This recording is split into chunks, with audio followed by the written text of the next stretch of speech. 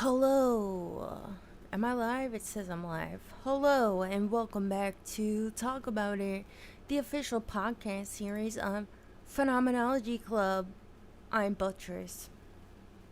Um, Basically, yesterday we did our first live call-in session, which I thought was really fun. I don't know if any of you have listened to it yet. It was a good time, and we'll definitely do it again. And we were discussing some various parapsychological phenomena, questions of manifesting, the paranormal, the psychic, the psychiatric.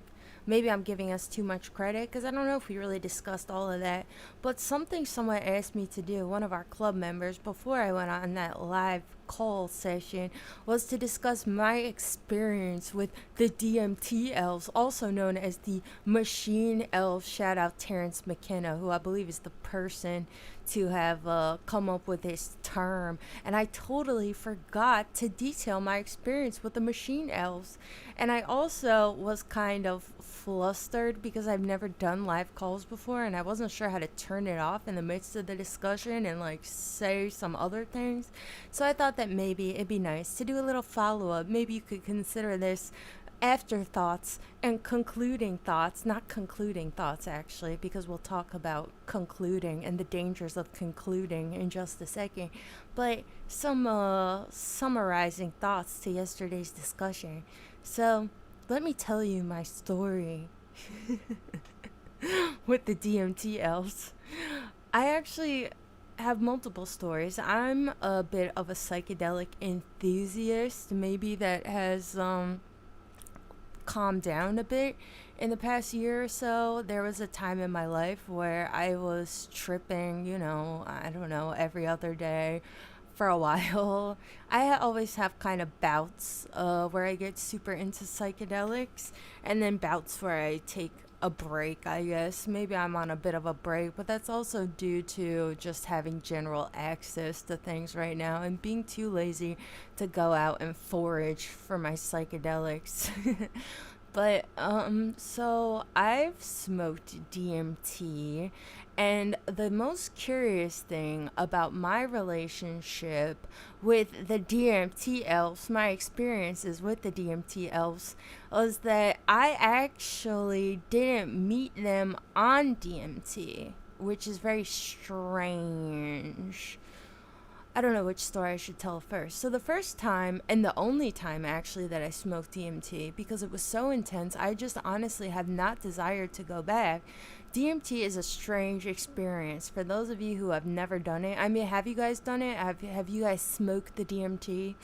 People who smoke DMT know, people who smoke semi-regularly know, that you have to smoke enough DMT to experience what people call breaking through to the other side. And this is a difficult thing to accomplish because those of you who have smoked DMT will know that as soon as you take that first hit, you are tripping fucking balls. Balls. The first hit of DMT feels like the heroic dose of mushrooms. Like, as soon as you inhale, well, I don't know as soon as, but this was my experience with it. Pretty much as soon as I took that first hit, which it hits like plastic. Like, it is so thick and corrosive, and I don't know if that is just the specific batch I had, because I know that DMT has a curing process and all this. I don't know, maybe somebody else knows how to make it go down easier. But the first hit I took, everything turned into fucking a mosaic painting. Like, my entire field of vision just became instantly fragmented, and my friend who I was looking at looked like an Alex Gray painting. It was ridiculous. And he's like, keep going, you have to keep going. It felt like a psychedelic drill sergeant screaming at me because you're tripping so hard already, but I had to take 3 massive hits to cross over. So after this first hit, which I was already like, holy shit, I feel like I'm on the heroic dose of shrooms, I could still put it together that I had to keep going because someone was yelling at me to keep going. So I did. And then honestly, I don't remember. I don't know how I was able to even manage a third hit, but it happened and then I broke through. And it was quite an experience. I don't remember what the transition was like. And, you know, if you were looking at me as a person not being on DMT, observing me, it essentially looked like I had passed out. You look like you're kind of unconscious, depending on who you are. Other people might look like they're kind of dreaming, having a fun dream. This other girl we were with was like squiggling around on the floor, like, hee hee hee. I only saw her after I came back. She looked like she was having a great time. I wish that I had had a great time. But basically, what happened was I remember feeling after crossing over like I had lost all semblance of self, all memory. There was one word that remained intact in my mind, and it was body. I remember this word body, but I remembered no other words. I couldn't speak. I had no access to the English language. And also, I was in like a void, you know. I totally lost all memory of this idea that I was some sort of autonomous being with a sense of self. But I remembered this word body. It kind of was like repeating in my head, body. Because I think in my head, I was like, okay, maybe that's the thing I felt I had lost. Maybe as I was transitioning and breaking through, I was like, bitch, you have a body? Where's your body go? I don't know. I remember this word. And then basically, it was terrifying. I was in like a giant warehouse, it felt like. I don't know how to describe it, but like the walls were fractals. And there was this giant, like, fucking Hindu hand. It kind of looked like the image in the thumbnail that I used, except less anthropomorphized. It was basically like a hand, and I don't think it even had a face, but it felt anthropomorphic. It felt like it had some sort of agency and wanted something from me, and it kept getting closer and closer, and I was absolutely fucking terrified. All I knew in DMT verse was that I had a feeling of great anxiety. I could not remember the language at all. I couldn't remember where I had just been previously. I couldn't even remember the feeling of being an I at all. And this thing was getting closer to me, it felt like, but I don't even know where me began or ended. It was terrifying, and also the only noise I heard was like,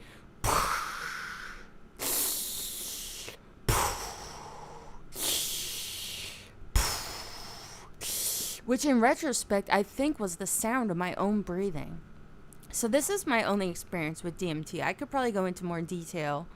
I actually felt, when I talk to hippies about ego death and shit, this is something that I feel like this is what I relate my experience of ego death to. Because what is my ego if not everything that constitutes me? All of my memories, my ability to speak in complex language, which in my case is English, everything disappeared. I was nothing. I forgot everything. All I was what I imagine being some sort of a Boltzmann brain feels like. Like, I'm conscious of something, in this case, the Hindu hand, or whatever, but I have no intact memory of anything.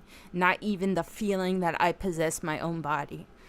But this was not my experience with the DMT Elves, which is weird, because I wasn't on DMT when I experienced the DMT Elves. And maybe you could call this thing I experienced, the Hindu hand, also a DMT elf, because in reading descriptions of these things, you know, some of them are described as being kind of like this image in the thumbnail, this like fractal being, which this Hindu hand I met totally was.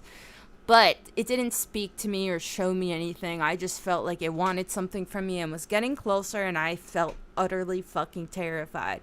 But my experience with the machine elves, or the thing that I think sounds more like what a lot of people meet when they meet the machine elves, was actually on New Year's one day a few years ago, I forget which. I was eating mushrooms all day long, tripping balls, walking the High Line in where is it? Chelsea, Lower East Side. I don't know what's this thing called. I think it's called the High Line, where it's like an above the ground path that you can walk through all of these various like buildings in New York City. You go on some like roofs, through various gardens, all of these different kind of areas. I think it might connect to a certain museum or something. I was eating mushrooms all day, having a great time, walking the High Line with some friends. And then when night came, we were like, well, let's go to a bar or something, you know, to celebrate the fucking new year. So we get to this bar, and I had already been done tripping, but I was trying to chase the trip like an idiot, wasting mushrooms, and I decided I would eat some more. So I did. I also smoked some weed, and I think I got a beer. And I was sitting at the bar, and this fucking magician comes up to me, I guess. He said he was a magician. And he's like, I'm going to show you a magic trick. I was like, okay, sure, go for it. I was so tired. I remember being so tired, and I think that this is an important detail, because what happened next is pretty crazy. I was really tired. I was watching this guy do his magic trick. It involved something like a ring. Like, he was showing me how he could make the ring he was wearing disappear from his finger and be transferred onto his other finger. And I remember him doing this trick, and, like, I feel like he fucked it up. I don't know. I remember a sense of, like, horror, like, seeing him trying to move this ring on his finger, and I felt like he was bleeding. I don't know. This is really not connected. But this is one of the last things I remember. And then all of a sudden, I was there in the space, and then all of a sudden I was no longer there. It was like I felt like I went into hyperspeed, like, you know, in Star Wars when they kick the fucking Millennium Falcon into gear and everything's like white and it's like that's what happened to me. I was standing there, and then I felt like I was moving at massive speed, like I don't even know where. And I remember picking up my hands to look at them in front of my face, and they were glowing white hot. Like, it was like my hands were on white fire. And then I looked around, and I saw these 3 little fucking machine elves. I guess they were like these 3 little whimsical motherfuckers floating alongside me, and I realized that we were like in the space outside of the earth. Like, I saw the earth. This is so hard to describe. We were all like floating in space, me and these little fucking whimsical motherfuckers that I think are what a lot of people it basically they fit the description of the DMT elves to a fucking T. And they were showing me without language but communicating to me to like look, and I looked and I saw the world like at moving at hyperspeed, and I saw the pyramids being built. I also saw the pyramids being destroyed. I saw Baroque architecture like being constructed in hyperspeed, like a time-lapse video, and being destroyed. Basically, it seems like they were showing me like, look, the history of the world. I'm the DMT elves, blah blah blah blah blah. It fit the DMT elf description to a fucking T. And at a certain point I was like, what the fuck is going on? I know I'm not supposed to be here. That's all I could like remember. And then it was like all of a sudden it was like swoop, and I got ripped out of my play date with the DMT elves, and I was being dragged by bar security across the ground out of the bar going, what the fuck? It was crazy. Apparently, to people who had witnessed this, I passed out. I like fell off of the bar stool, I guess, and I got dragged out of this bar. But in my head, I didn't pass out. In my head, I was there, and then all of a sudden, I was in hyperspeed with the DMT elves. And I've told this story to many people, and they basically assert to me, yes, it sounds like you met the fucking DMT elves. So that's my story for club member Kingsley, who was asking about it. I don't know if the first Hindu hand entity thing qualifies as being a machine elf, but I think it probably would. Have you guys ever experienced the DMT elves, by the way? Have you guys met them? I know many people have met them. And if you have met them, were you on DMT or something else, like myself? Let's talk about it. But, but,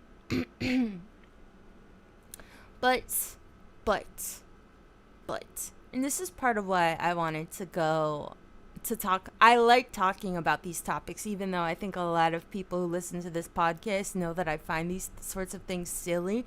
I think maybe I offer a unique perspective here because a lot of people will have these kinds of experiences and be like, okay, I met the DMT elves. What does this mean? Now what? You know? And I have to admit that when it first happened to me, I became incredibly, incredibly curious about this situation. And I too started to go down a sort of rabbit hole that maybe I haven't entirely emerged from, because I do think that there is compelling things to explore here, but I don't personally believe that I met any sort of DMT machine elves that exist necessarily. I don't know. I know that I had this experience, but I don't know exactly what happened. And when it first happened to me, I started to think like, and I think a lot of people think of these kinds of things, probably Terrence McKenna fanboys and the like, and probably Terrence McKenna himself, though I'm not sure exactly what his conclusion was.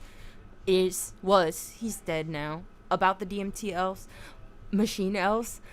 But I was starting to feel like, okay, well, what are the chances that all of these disparate people with nothing in common could have this shared experience of these similar beings behaving in a similar way? That seems all too coincidental and curious for me. But when you compare it to other sort of similar parapsychological phenomena, things like seeing ghosts, you know, like we know from speaking to a caller the other day, telling us about his dad having ghost stories that are pretty convincing, and all these other people's first person accounts with ghosts and shit, or what they call ghosts, and also various phenomena, aliens. There's all sorts of compelling theories that I think are worth exploring just as much as the theory that perhaps we all have some sort of baseline memory of these DMT elves, because this is a popular theory and one that I pursued for a bit when I was going a little too ham on my DMT elf lore. This theory that perhaps we all have this sort of subliminal shared memory of meeting these beings, arguably our very own creators. And this memory is almost like in our genetic code itself and can be accessed by doing things like partaking in DMT and other psychedelic materials, substances. Which is a compelling theory, but so is the idea that perhaps the reason we have these shared experiences of these little fucking creatures, or even seeing fractal beings and feeling as if they possess some sort of intentionality or agency, could also have to do with the fact that as humans, isn't it true that we anthropomorphize all types of visual stimuli? I don't know about you guys, but oftentimes when I feel like I see something in the corner of my eye, or when I have moments of visual trickery, I often feel like I see a person. Do you guys relate to this at all? Like, if I think I see something out of the corner of my eye by the fridge or something, it's often that I think it's like a person standing. Isn't that kind of curious that a lot of people seem to have this kind of a feeling?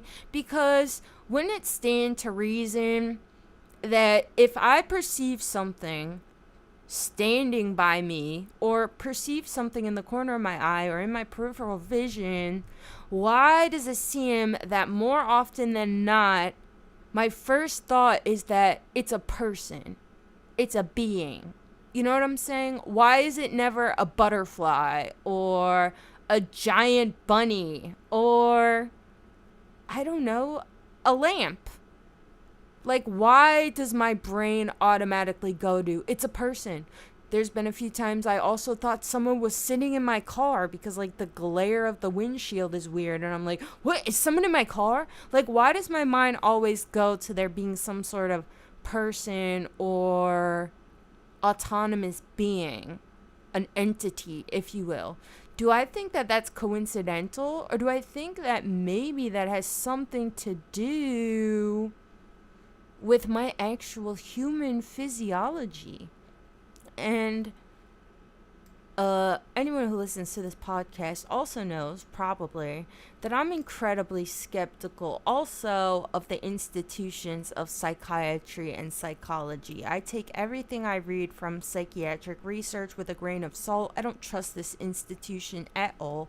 I think it's very corrupt, very full of bad philosophies. It's basically half-baked philosophy meets half-baked neuroscience, and then you have this entire body of work. Not to shit on good psychiatrists, because I think they do exist, but I feel like for the most part, psychiatry is like underdeveloped philosophy meeting underdeveloped neuroscience. That being said, if you look at studies that have been done on this phenomena of anthropomorphizing, what would you call it? This kind of oh, I'm blanking. Hold on, let me have a sip of coffee. What would you call objects? My brain is not going there right now. Hold on.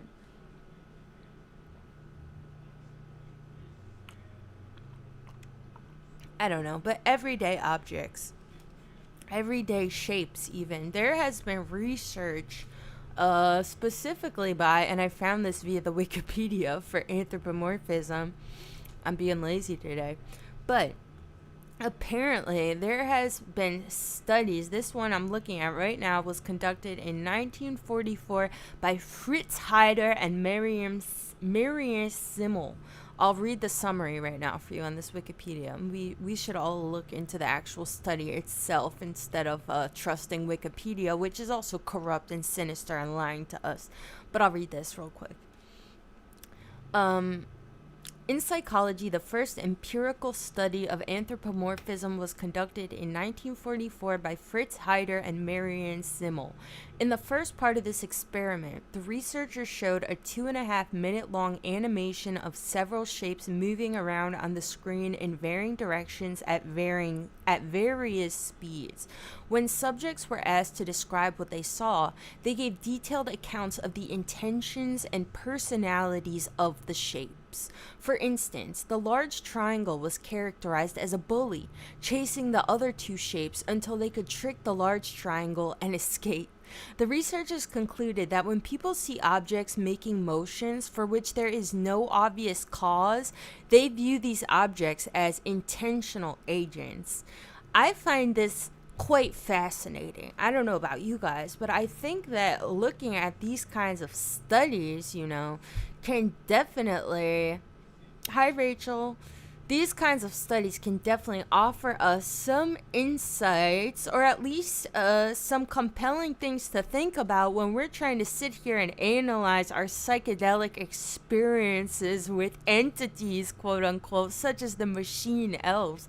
Because a lot of what people say their machine elves look like, 'cause we all have our own machine elves, which should get your red flags going anyway. Like, oh, so they all look different? That's interesting, isn't it? But I mean, to look at this thumbnail image that I've chosen, this is a fucking fractal ass thing. With a face on it, If there's been studies conducted where people start to feel as if even animations of shapes have personalities themselves and intentional actions, wouldn't it stand to reason that when you are tripping balls out of your fucking mind on DMT, seeing all types of shapes moving, that you will also begin to anthropomorphize some of this kind of visual stimuli? And I am not saying that that is exactly what's happening. Maybe it's possible that we do have some sort of genetic memory of these DMT elves, and that is what we're experiencing. But if we want to be truly scientific, truly rational, truly critical thinkers, then we must try our best to horizontalize everything that we think we know about everything and draw no conclusions. We must halt, my brothers, my sisters, at making conclusions. And this would probably be my core thesis when people ask me about all of these things. Why do you feel such a strong need to draw conclusions. Maybe this itself is physiological, you know, the idea that as we see and are presented with information, we want to make something of it so we can advance to the next step. This is kind of how rationale works, period, how all logical processes work, period, right? I've said this before, but I think that the fact that rational thought is named reason is very poignant, because how do we reason? How do we work through logical arguments?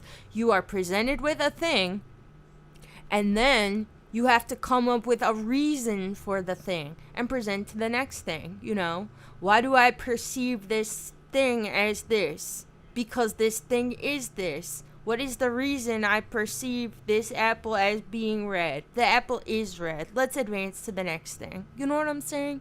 Perhaps this too is physiological. The need to make a conclusion before advancing to the next step.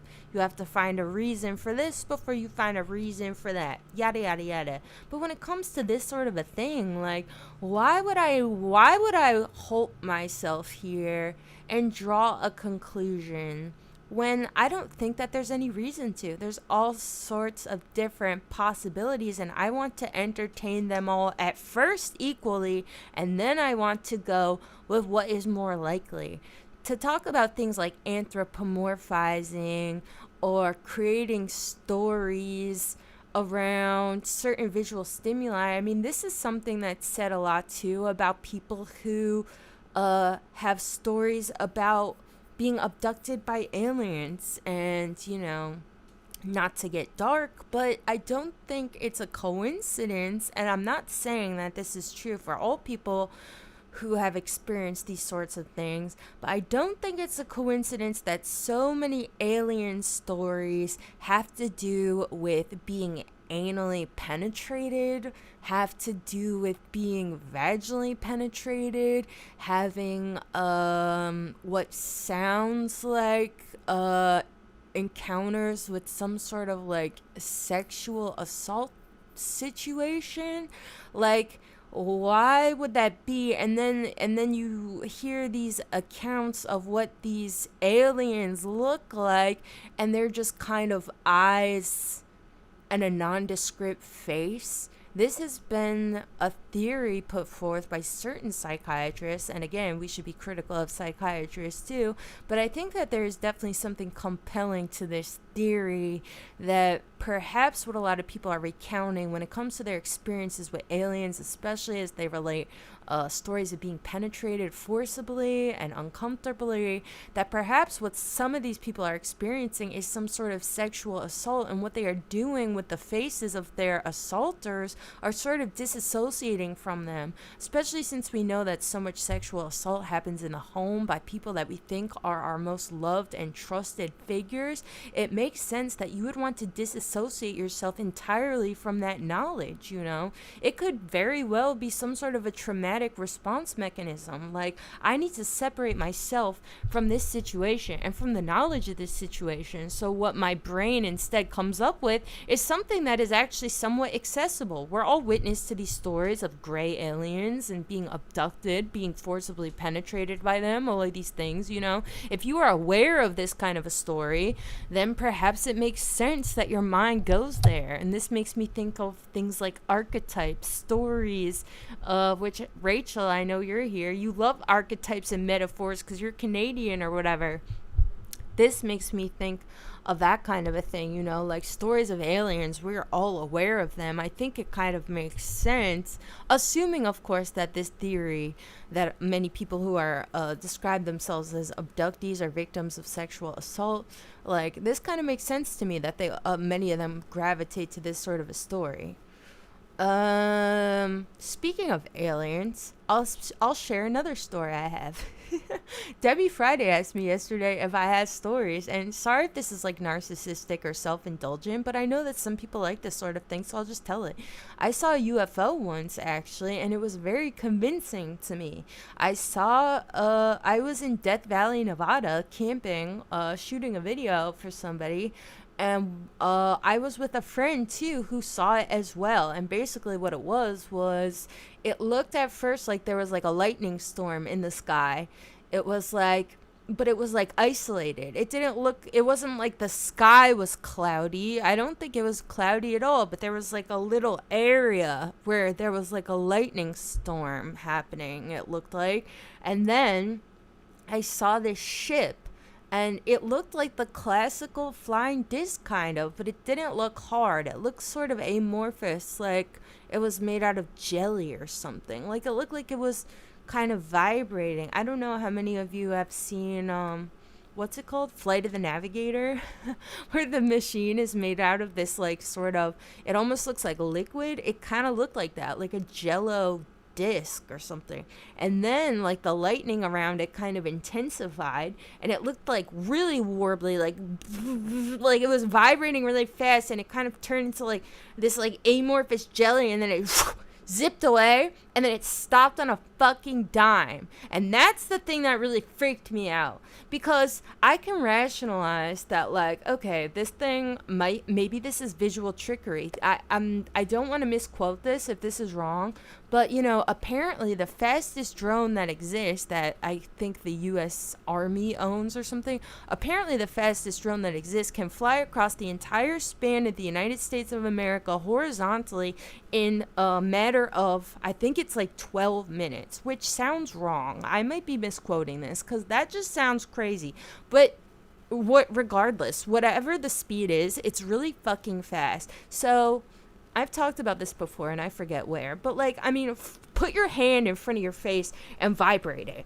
Like, can you really see it? It looks like my hand is made of jello. It looks like my hand is vibrating. Like, my hand is not some amorphous jello alien thing. I know that my eyes cannot perceive every millisecond of movement where my hand is, you know? It starts to look like a blur or something. So it stands to reason that when I'm looking at this UFO thing that I see, if it looks all amorphous and jelly-like and there's lights going on, like, I know right away that that is not proof of anything, right? Like, if a drone can fly this fast, if a drone really can fly 12 across the span of the United States in 12 minutes, then there is no way that my eyes can register that movement. So it makes sense to me that there is flying aircraft that looks weird when it's flying, right? Right? That seems very plausible. What did freak me out, I have to say, was, first of all, the lightning. I don't know what the lightning was about. That's just weird to me. Like, what is this? Is this some fucking, like, magnet shit? But I'm not a natural scientist, and I'm not even good at natural science. Something I'm trying to improve. But, Rachel. But, what was I just saying? Fuck. But that was weird to me. And what was also weird to me was how fast it could stop. But I believe I looked it up, and I think that some of these really fast drones can stop pretty quickly too. It freaked me out. But anyway, if you ask me what I conclude about this experience, I will tell you. I conclude nothing. I don't fucking know. And this is why I like to talk about this with people, because I've had people say to me that they find me very peculiar, somebody with all of these experiences. I've met the DMT Elves. I've seen my face morph in the mirror into a million different faces. I've experienced things with other people I felt like were maybe psychic phenomena. I said seen UFOs. I've had all types of experiences, but I don't validate them. And I think that bothers certain people. I've had people say to me, Buttress, you are denying this knowledge. Like, they act as if it's some, like, affront, like a moral affront. I am just so in denial. I'm so bitter. I'm so jaded. I'm so close-minded by refusing to validate my own experiences and say, yes, the DMT Elves are real because I've seen them. Yes, UFOs are real because I've seen them. Yes, blah, blah, blah, fucking blah, because I've seen it. I don't trust my interpretation of these experiences like this, and people call me close-minded, but I think you are close-minded. I think it is close-minded to have any of these sorts of amazing experiences and draw a conclusion. When you draw a conclusion and you say, okay, because I've met the DMT elves are real. Or because I've seen a ghost, ghosts are real.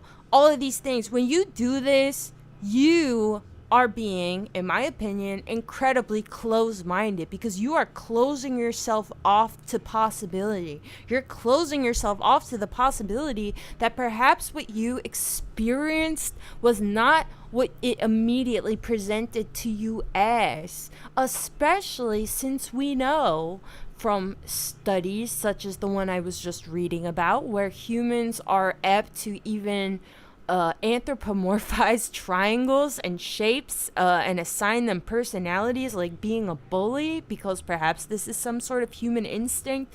Perhaps this also has to just do with, being socialized in this way since birth. We attribute a lot of certain actions and shit just by way of our very language and structures of logic as having some sort of intentionality where it might not even exist.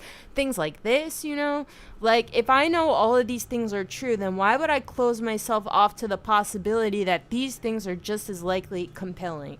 So I actually think that people who are super into the supernatural, the paranormal, all of these things, I personally feel as if they're incredibly close-minded. And I genuinely feel this way. I hate when people tell me I'm close-minded because I fail to validate these experiences at face value. I'm not. I think I'm incredibly open-minded because I refuse to draw any conclusions. I want to actually I want to be as open-minded as possible, so I want to be open to anything. Perhaps it's psychological trickery. Perhaps it's real. Perhaps anything. You know what I'm saying? I'm truly open-minded. Because this is something people always say, like, you would believe it if you'd experienced what I'd experienced. Christians always say this, and so do these fucking hippies out here, these DMT people and shit. Like, you would know if you experienced it. You just have to open your mind to the experience. Like, bitch, explain me then. I have something else that's really interesting. This is my most interesting and compelling experiences with anything that someone might call parapsychological, but I don't believe that it's parapsychological at all. And it's annoying because when I tell this to other people, they always go on some like, oh my god, consciousness, you did this with your consciousness bullshit. But what I'm describing, I'm pretty sure, is just experiencing some sort of weird neurological hiccup. So basically, I'm somebody who has a history of migraines. This is important. I have a history of like really bad migraines and also abnormal MRIs. Like, I had, back when I had health insurance, I had migraines so bad that I ended up getting 2 separate brain scans with some strange results. I'm not a neuroscientist, so I don't know exactly like what is going on. Maybe if any of you are neuroscientists, you could explain this to me. But apparently I have like a lot of like white spots, like I don't know, like I forget what they're called, but as you age, you get these sorts of white spots naturally, and apparently I have a ton of them already.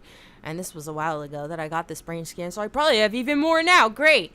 I don't know. Old people have these shits. And also I'm apparently at some sort of a heightened risk for communicating hydrocephalus, which is like water on the brain. And if it ever became a thing, I guess they got to put a fucking thing in my head.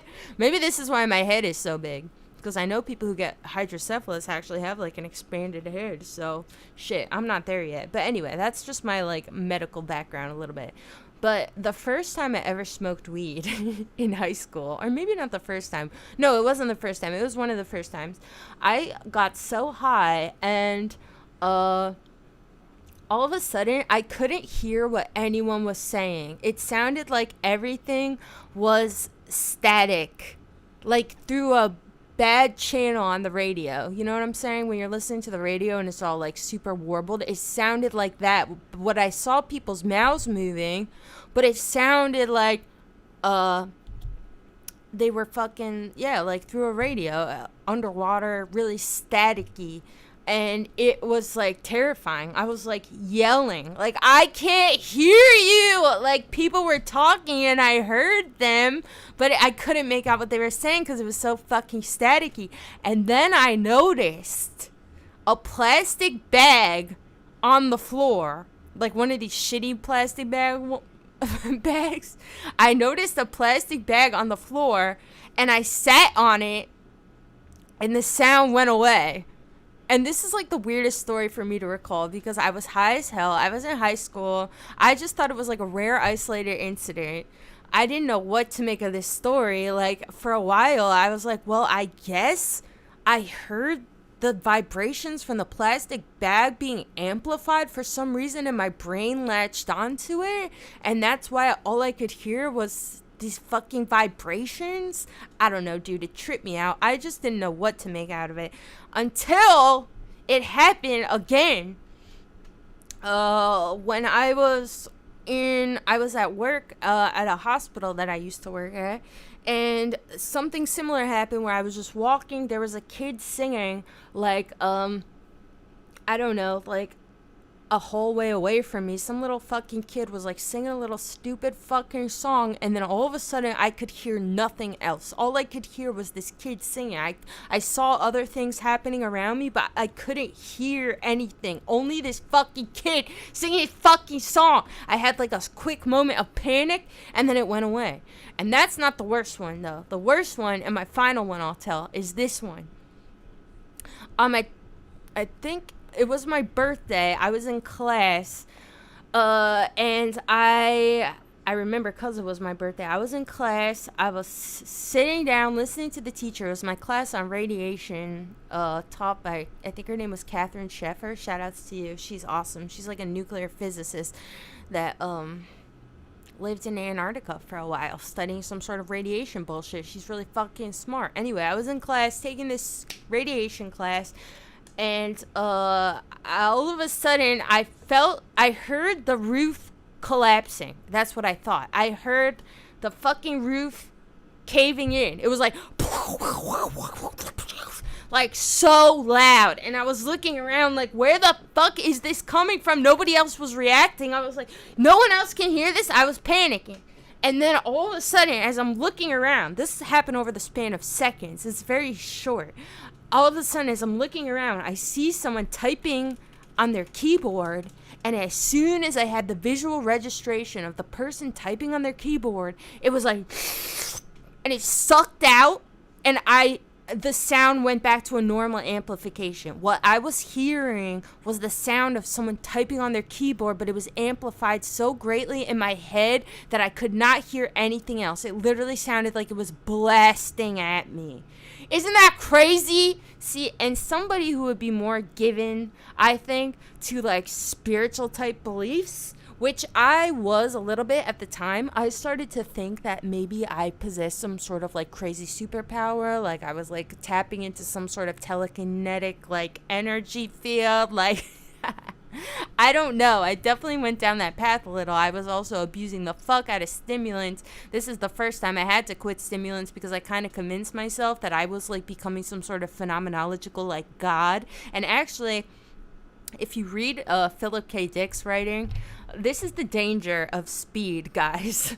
This is the danger of speed and being somewhat of a nerd. Because when you do too much speed, when you're interested in these sorts of things, you start to come up with crazy narratives and convince yourself of all types of bullshit. And Philip K. Dick was somebody who did this.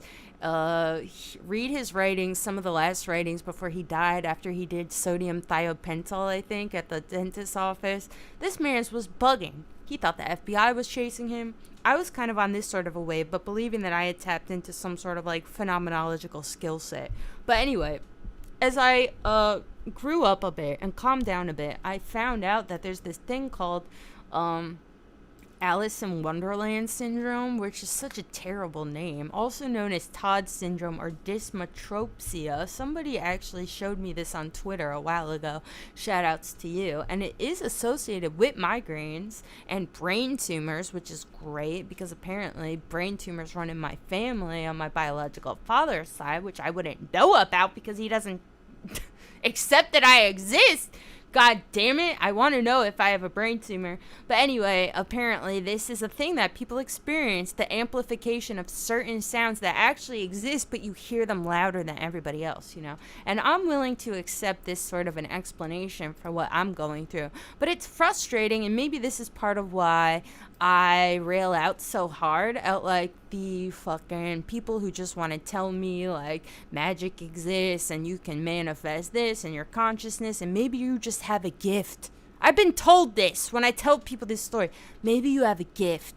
Suck my fucking dick. I probably have a brain tumor and you're lying to me. I need help. Like, what the fuck? I hate this when people try to act like all of these things that really, there's no reason to gravitate to this idea that you have a gift. You're some sort of an X-Man with telekinetic powers over looking at articles like this about the Alice in Wonderland syndrome, which might also be bullshit because I don't trust psychiatry at all, you know? But, like, there's all types of compelling directions you can go into. So, basically, don't tell me I have a fucking gift. This is basically my conclusion about all of this stuff. Not my conclusion because I don't draw conclusions. My conclusion is that drawing conclusions is bad, especially as it relates to this kind of a thing. Because if you want to be open-minded, if you want real answers, which a lot of people presume to want, especially about like the forces of consciousness and will AI gain sentience and do I have a gift? All of these things. Are UFOs real? Are aliens really out here touching my butt? If you want to truly be open-minded, which a lot of these people claim to be, then you need to open your mind to the possibility that you are full of shit and you don't know shit. Right? And this is something I've talked about many times before too, and I won't go back into it really, but you know, I think it's really important to think about what underlies a lot of these discussions when people say like that trying to be more scientific, more rational or whatever is to be closed-minded. I think that it's really, really important to think here about what exactly the distinction being made is, because I personally outright reject this distinction. When people say, and this is why they tell me I think that I'm closed-minded, they say that, science can't prove everything. Like, it's like disparaging to science. But what is science? Science is only a thing, a descriptive language that aims to describe external phenomena about our experience of the world in a way that can become comprehensive and consistent as a self-enclosed system, right? And how it does this is with empirical evidence. Empirical only meaning that which can be observed. And isn't it hypocritical then for people to say that using empirical observation is closed-minded when this is exactly what they're doing as well? When you say, I know this thing is true because I experienced it, I observed it, how is that in any way contradictory to the philosophy of natural science itself? To talk about it as if it is such a farce and a lie. Really what they're saying, not even cognizant of themselves, is that they admire the baseline mechanism of science, which is that I observe a thing and then draw a conclusion and paint some ideas, try to draw a picture of what's happening. They admire that mechanism and believe that it's useful, but they don't want to do the work of all of the other of basically following all of the other rules that leads us to the best conclusions, if we can make any, if any conclusions are to be made. They want to ignore all the hard work, all the thinking, all of the difficulty in following all of the other rules of science, which we came up with for reasons that also come from our empirical observations. You know what I'm saying? We need to reject this distinction people always try to make between science and spiritualism. It's not there. There's nothing different about seeing a UFO and saying, therefore UFOs exist, than seeing a UFO uh, and saying, and saying, I am going to study this phenomena further and see if I think UFOs exist, because maybe it's also a drone, maybe it's this, maybe it's that. Really, the only difference between these two modes of thinking is one person has drawn a conclusion incredibly prematurely and is being closed-minded. That's it. What do you guys think? I've been talking for 50 minutes. I'm going to get out of here. I just wanted, while I was still on the topic, to do it. It all relates, like to this other upload I did about consciousness. This kind of a thing happens all the time. People always want to draw premature conclusions, like, I feel that my consciousness is a singular entity that can move stuff, and so it is, because I've experienced something that makes me feel this way. Shut up, suck my dick. Fuck you says, dude, magic is mostly phenomena that we don't understand fully. It's just science we haven't discovered. I will say, fuck you, that this is possible, and it's also possible, in the interest of being open-minded, that this is not true either, Because I understand why you're saying this, and I absolutely agree. We talked about it the other day. Ghosts. If ghosts exist, science will be able to describe them, right? That's absolutely true. But I'm not going to put faith in the idea either that ghosts exist, science just can't describe them yet, or hasn't gone in that direction. It's also true that ghosts don't exist. It's also true that all of the things we think might exist, real, legitimate, natural phenomena that we just haven't come up with any sort of natural science classifications for to describe yet. It's also possible that these things might be some sort of trickery. They might represent some sort of cognitive bias, So I'm not going to say either way. I think what you just said, not to disparage you, but you said magic is mostly phenomena that we don't understand fully. You also are drawing a conclusion right there, and I would say that is premature. I think it's absolutely possible, but I would not want to close myself off to possibility and say such a statement definitively. You feel me? I just don't want to go there. Why would I go there? I want to be as open-minded as possible. So I'm open also to the possibility that such statements are made through some sort of cognitive bias. And I actually assume that they are being made through some sort of cognitive bias, because why would you draw that conclusion? You know what I'm saying? Like, can you answer that question? Not to put you on the spot, but why do you conclude that? When I would say that conclusions here are entirely premature. I don't think any conclusions can or should be drawn about any of this stuff. That's what I would pose to you. So I guess that's what I'll pose to all of you as I get out of here,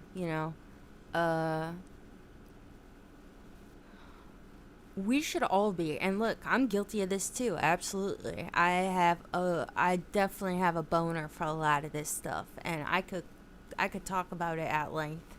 Some of the rabbit holes I've gone down myself, and I still have to catch myself and stop myself, and maybe that's part of why I'm also invested in these things.